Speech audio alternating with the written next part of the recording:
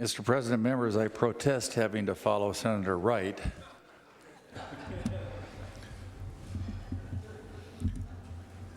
But he actually made one of my points that I'd like to make.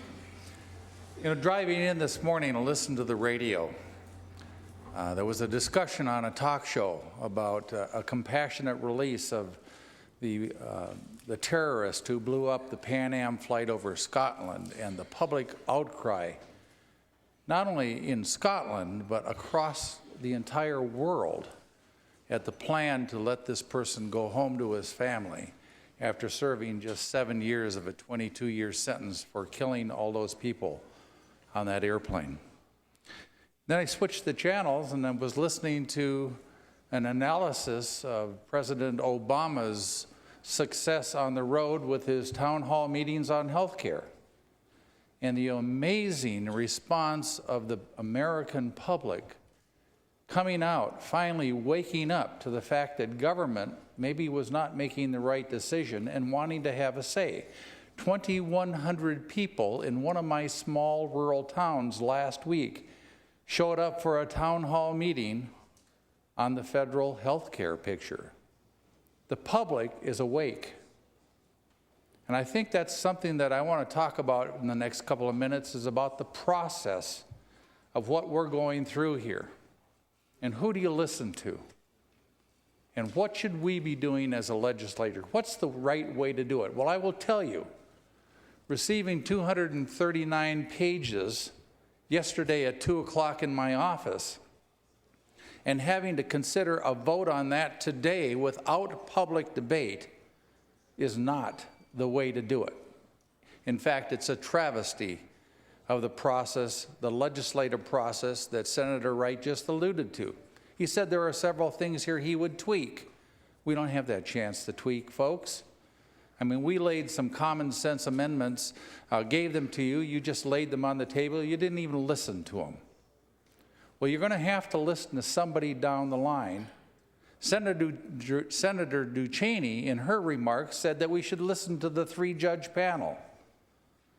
I question that. Stephen Reinhart, Ninth Circuit Court of Appeals, the most reversed federal judge in the United States. Lawrence Knowlton, famous for removing the under God clause in our flag salute. Very, very popular move in America. Thelton Henderson, our federal master of our prison system, who's ordered billions of dollars in improvements, and there have been improvements in the health care of our California prisoners over the last couple of years, and then he refuses to consider the new health care system that we have in place, and votes, along with the other 3, that we must release 47,000 felons back into California society. Are these the people that we should be listening to? Why aren't we listening to our law enforcement experts? Not one law enforcement agency in California supports this bill. I can read you a list, if you want, of all of those who have come out in formal opposition. And there have been no public discussions on this bill. Yes, parts of it have been discussed for years, as Senator Romero says, but they've been rejected. That's why it's back again. And this time, the goal was to do something like what the federal government was doing with the health care problem. Let's push it through real fast. Let's get it done before Congress adjourns so the public can't react. That's exactly what is happening here today, and I think it's the wrong way to go. Folks, we need to listen to the people. The people have spoken many times on this issue. They're the ones who sent you here to do the job, and we're not doing it. That's why our approval rating is less than a used car salesman, even if his name is Aanestad. But we're instead going to put in a sentencing commission made up of the same kinds of peoples that the 3-judge panel are made, where we give felons the same voice on that commission as the victims. There is something wrong with that picture. Let's not kid ourselves, people.